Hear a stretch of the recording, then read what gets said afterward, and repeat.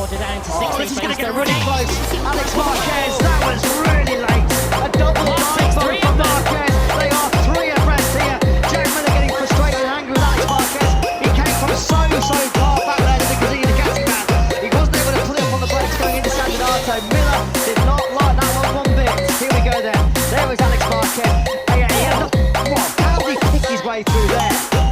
I've no idea how Marco Bezzecchi and Mark Marquez got away with that one. There we go again. Alex Marquez running in wide, then cutting back to the line where Jack Miller was already sitting. That was eye of the needle stuff, wasn't it, from Alex Marquez? Just wonder whether that was influenced by the slipstream from Alex Marquez there.